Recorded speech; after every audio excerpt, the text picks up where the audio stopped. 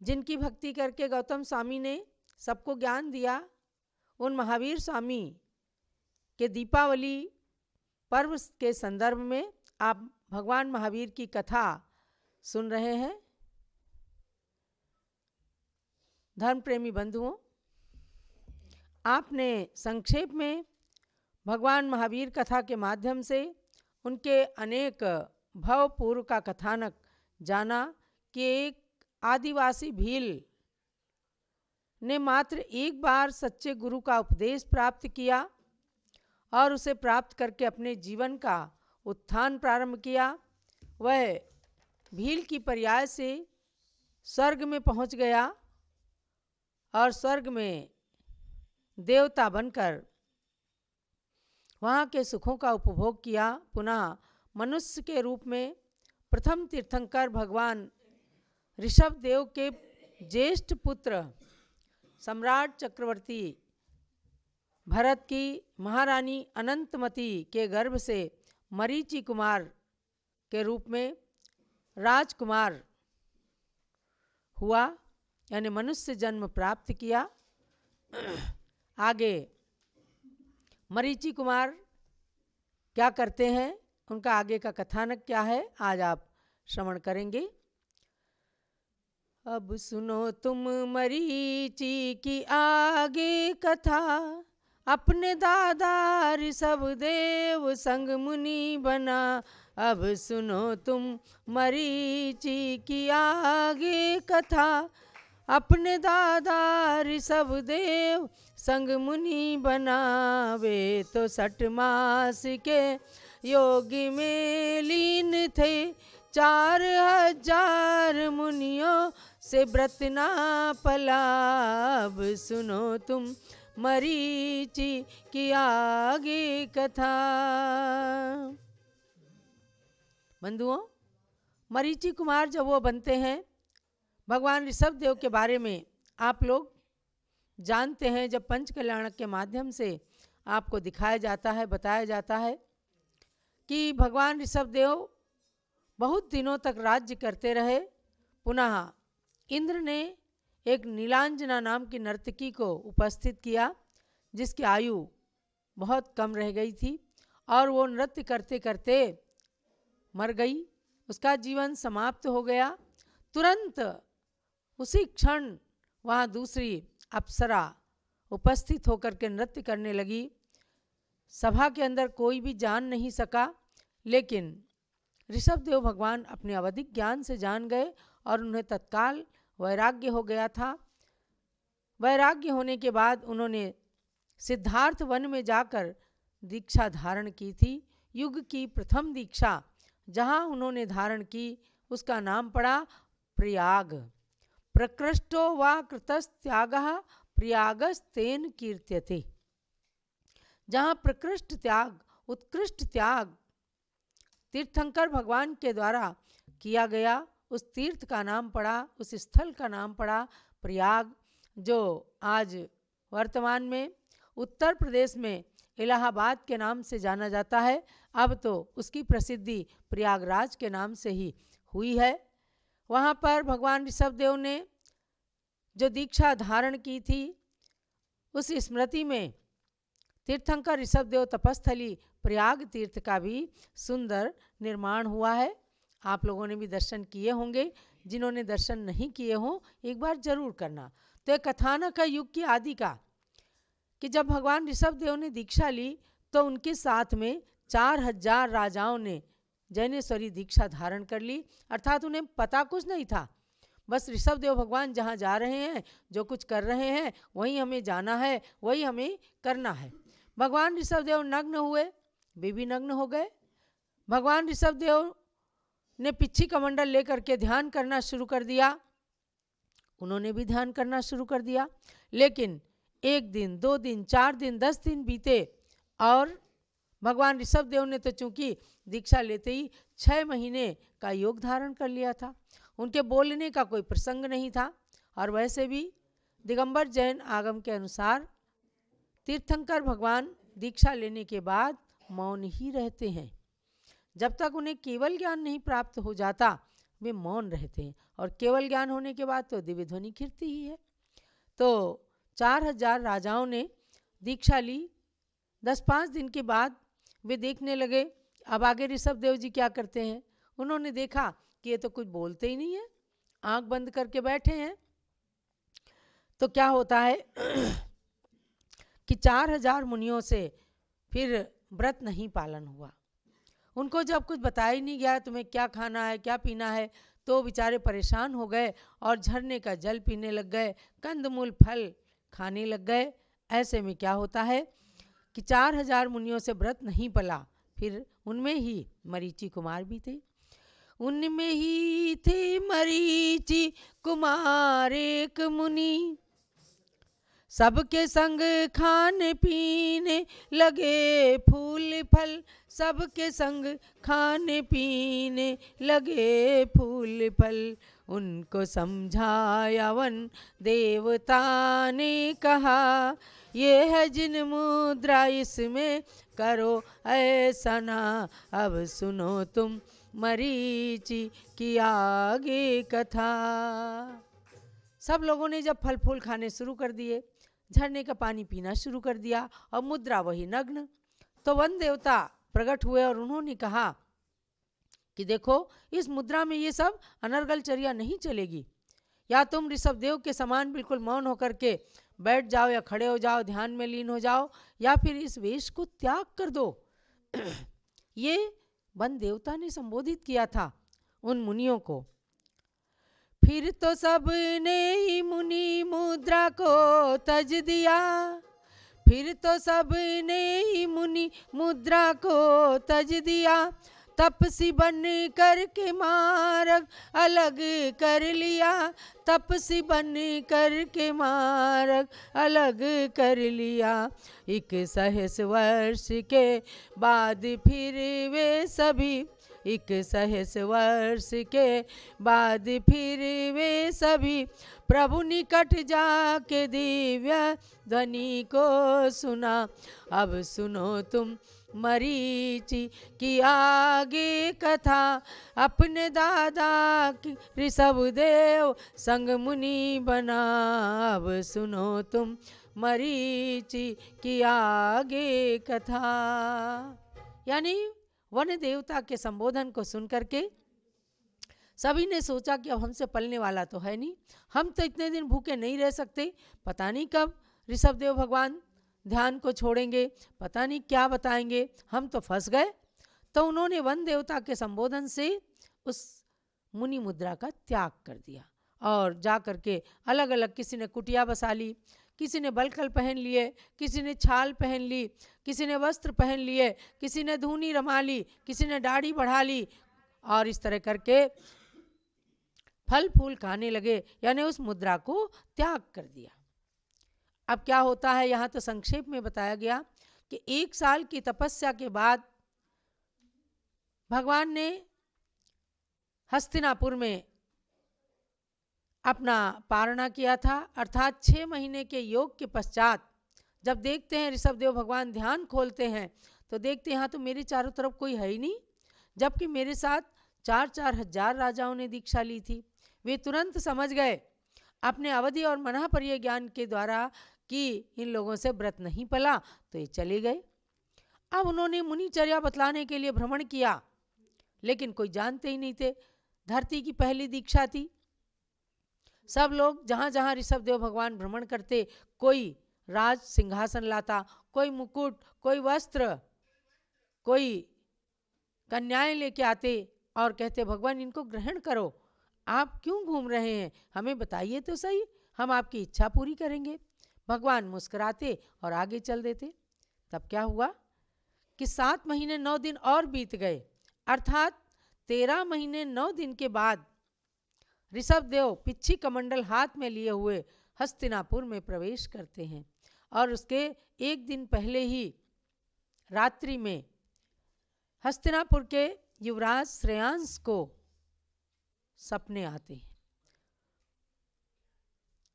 और सपने में उन्होंने सुमेरु पर्वत देखा और भी अनेक सपने देखे, चंद्रमा, सूर्य आदि कल्प वृक्ष भी देखा।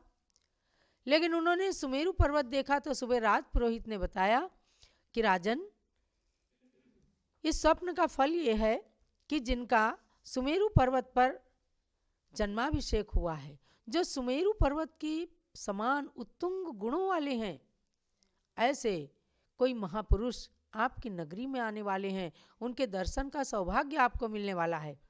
तब तक भी श्रेयांश को पता नहीं था कि किस लिए आएंगे, कौन आएगा। सवेरे सवेरे वनमाली ने संदेश दिया कि राजन, आपकी नगरी में ऋषभ देव मुनिराज आए हैं। एकदम महलों से बाहर निकलते हैं राजा सोमप्रभ और युवराज श्रेयांश, ये दोनों भाई भाई थे, और एकदम उनको याद आ जाता है, 8 भव पूर्व का जाति स्मरण हो जाता है कि मैंने रानी श्रीमती की पर्याय में, और तब ये भगवान ऋषभदेव राजा वज्रजंग थे, और हम दोनों ने मिलकर एक जंगल के अंदर मुनिराज को आहार दिया था। आज ये तीर्थंकर बने हैं, महामुनि बने हैं, और मैं युवराज श्रेयांश यानी रानी श्रीमती का जीव राजा श्रेयांश बना। तो बस उन्हें याद आ गया, उन्होंने सोच लिया इन्हें कुछ नहीं चाहिए, इन्हें तो इस वक्त नवधा भक्ति चाहिए। बस उन्होंने कहा, हे स्वामी नमोस्तु नमोस्तु, अत्र तिष्ठ तिष्ठ, आहार जल शुद्ध है। और बस एकदम पड़गाहन हुआ। 3 प्रदक्षिणा लगाकर युवराज श्रेयांश अपने महलों में लाए और भगवान को युग की आदि में इक्षु रस का शुद्ध आहार उन्होंने दिया। यानी नवधा भक्ति करके पड़गाहन करना, उच्च आसन पर विराजमान करना, पाद प्रक्षाल करना, पूजा करना, और भोजन की थाली ला करके, या इक्षु रस वे लाए थे तो मन शुद्धि, वचन शुद्धि, काय शुद्धि, आहार जल शुद्ध है, हे स्वामी भोजन ग्रहण कीजिए। इतना कहना ये कहलाती नवधा भक्ति, अर्थात 9 प्रकार की भक्ति करके हमारे दिगंबर मुनि और आरिकाएं आहार लेते हैं। वही उन्होंने किया। तो 13 मास 9 दिन के पश्चात उनका आहार भगवान ऋषभदेव का हस्तिनापुर में हुआ। पंचाश्चर्य वृष्टि हुई, देवताओं ने पंचाश्चर्य की वृष्टि की, आहार लेकर के भगवान ऋषभदेव चले गए। आज हम लोग हस्तिनापुर में बैठे हैं, कितना पुण्य संयोग है कि जहाँ युग की आदि में यानी तृतीय काल के अंत में, जहाँ पर राजा श्रेयांश ने सुमेरु का स्वप्न देखा था, आज देखो वहीं पर सुमेरु साकार हो गया। और केवल सुमेरु ही नहीं, सुमेरु पर्वत से समन्वित पूरा जम्बू द्वीप साकार हो गया। और उस जम्बू द्वीप की कहानी, जम्बू द्वीप की रचना तिलोय पन्नति, त्रिलोक सार, लोक विभाग आदि करणान योग के ग्रंथों में प्राप्त होती है। अभी आपको पंकज जी ने बताया था कि जम्बू द्वीप गोल थाली के समान चपटा बना हुआ है। ऐसे अकृत्रिम जम्बू द्वीप की रचना धरती पर साकार की गई। तो मैं आपको ये बता रही हूँ कि जहाँ पर सुमेरु पर्वत देखा गया, वहीं सुमेरु पर्वत का बन जाना, ये एक अनहोना संयोग है। ये तो इतिहास के मध्य में मैंने आपको बताया। इसके बाद में मुनिचर्या प्रारंभ हो गई। आज तक वही मुनिचर्या, वही आहार लेने की विधि, वही श्रावक श्राविकाओं के द्वारा नवधा भक्ति पूर्वक संतों को आहार देना परंपरा चल रही है। भगवान ऋषभदेव ने 1000 वर्ष तक तपस्या की।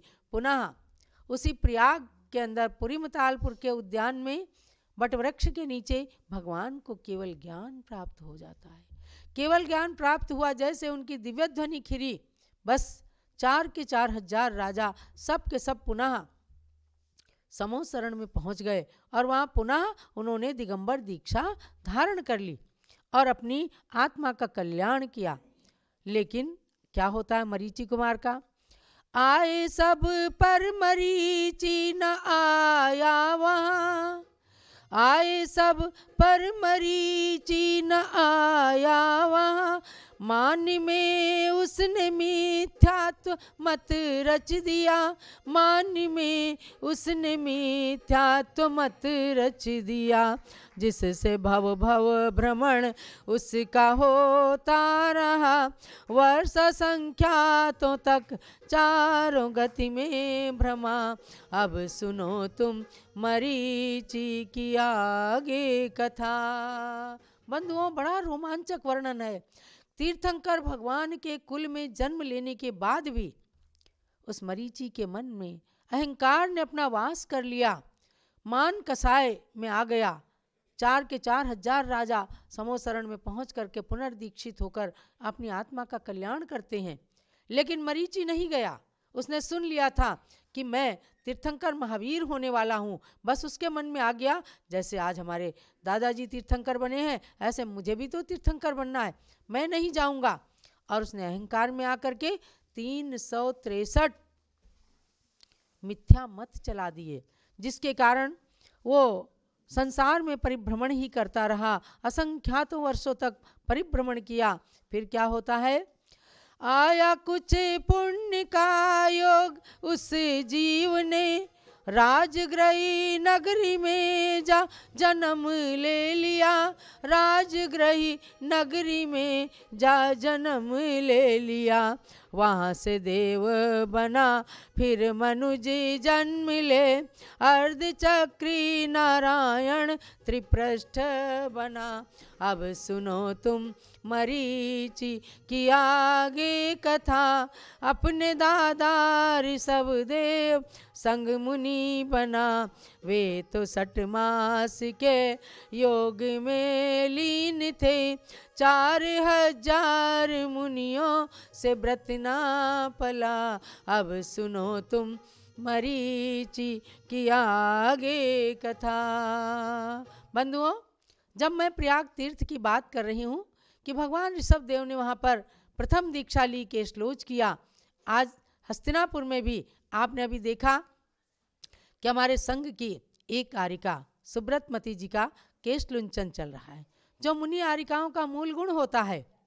पूज्यगणी ज्ञानमती माता जी ने भी अभी केशलोच किया उनका। तो ऐसी केशलुंचन की क्रिया आज क्या पंचम काल के अंत तक भी मुनि आरिकाओं की चर्या के रूप में चलता ही रहेगा। भगवान ऋषभ देव ने पहला केशलोच किया था, तीर्थंकर के रूप में भगवान महावीर ने अंतिम केशलोच किया, लेकिन वह मुनि परंपरा, वह साधु परंपरा, वह चतुर्विध संघ की परंपरा आज तक भी चल रही है और पंचम काल के अंत तक वीरांगज मुनि सर्वश्री आरिका तक बराबर चलती रहेगी। आपको मैं मरीचि कुमार की कथा सुना रही हूँ कि मरीचि कुमार असंख्यातों भवों तक संसार में परिभ्रमण करते रहे। पुनः कुछ पुण्य का योग आया तो उनने राजगृही नगरी में जाकर के जन्म लिया और वहाँ से फिर कुछ पुण्य के योग से देव बने, देवता बन करके फिर मनुष्य का जन्म लिया और वहाँ अर्धचक्री त्रिपृष्ठ नारायण बन गए। आजकल पारस चैनल में प्रातःकाल पूज्यगणी ज्ञानमती माता जी आप लोगों को भगवान महावीर के भवों का बड़ा सुंदर वर्णन सुना रही हैं, उसको आप श्रवण कीजिए। यहाँ तो मैंने बहुत संक्षेप में लिया है कि पुरुरवा भील से लेकर के महावीर तक 34 भव महावीर के आते हैं उत्तर पुराण के अंदर। उन भवों को हमने संक्षेप में यहाँ पर निबद्ध किया है कि कैसे वे त्रिपृष्ठ नारायण तक पहुँचते हैं। तो बंधुओं, यह है मरीचि कुमार का संक्षिप्त कथानक, जो भील की पर्याय से किसी तरह पुण्य के संयोगवश तीर्थंकर के कुल में राजकुमार के रूप में पैदा हुए, किंतु वहाँ भी अहंकार के कारण मिथ्यात्व परंपराओं को शुरू कर देने से वह असंख्यात वर्षों तक संसार में भटकते रहे। कभी कभी कुतप करने से देव पर्याय भी प्राप्त कर लेते थे, लेकिन वहाँ भी मिथ्यात्व के संस्कारों से मरकर जब मनुष्य गति में आते तो फिर भी उन्हें सम्यक दर्शन होता ही नहीं। फिर वे परिव्राजक बन करके दीक्षा वगैरह लेकर के परिव्राजक की दीक्षा लेकर अपने संसार भ्रमण को बढ़ाते ही रहे और पुनः त्रिपृष्ठ नारायण की पर्याय से जाकर वह 7वें नरक में नारकी हो गए। मरे राज्य में नरक लहाए। त्रिपृष्ठ नारायण अर्धचक्री नारायण हुए और वहाँ से मरकर नरक में गए। वहाँ से आकर फिर से सिंह बन गए और वह मांसाहारी सिंह पुनः मर करके प्रथम नरक में चला गया और वहाँ के दुखों को भोग कर पुनरपि वह नारकी जम्बूद्वीप के हिमवान पर्वत पर, उसके शिखर पर सुंदर बालों वाला बहुत बड़ा एक शेर हो गया। अब असली कथानक यहाँ से चलेगा। शेर की पर्याय से उन्होंने कैसे अपने जीवन का शीघ्र उत्थान करना प्रारंभ किया, लेकिन एक मुनि के संबोधन से। यानी संतों का संबोधन प्रत्येक स्थिति में कार्यकारी होता है, लाभकारी होता है। ऐसा हमें जानना है कि एक शेर ने जब संबोधन पाया तो कैसे महावीर तक जा करके अपने भवों को सुधार लिया और संसार का अंत करके जाके सिद्ध शिला पर विराजमान हो गया। तो कल मैं उस शिवों की पर्याय में आपको ले चल करके भगवान महावीर के कथानक को आगे ले चलूँगी। आज यहीं तक इस कथानक को रखते हैं। सुनो वीर कथा सब ध्यान से, महावीर की कथा निराली है। सुनो वीर कथा सब ध्यान से, महावीर की कथा निराली है। महावीर की कथा निराली है। महावीर की कथा निराली है। जय बोलो महावीर भगवान की जय। यहाँ पर आज मैं इस कथा का समापन करती हूँ। कल पुनः आप लोग उपस्थित हों और इस कथानक को आगे सुनते हुए यही चिंतन करें कि हम भी किसी भी तरह से जब तिर्यंच पर्याय में भी लोग मुनियों के संबोधन को प्राप्त करके अपने जीवन का कल्याण कर लेते हैं, तो आज तो हमें बहुत सुंदर सुंदर संबोधन प्राप्त होते हैं। अनेक संतों के संबोधन, पूज्य गणनी ज्ञानमती माता जी जैसों के संबोधन साक्षात महावीर की वाणी के रूप में प्राप्त हो रहे हैं। तो हमें अपने जीवन का कल्याण करना है और इस कथा को इसी तरह से सुनते रहना है। जय बोलो महावीर भगवान की जय।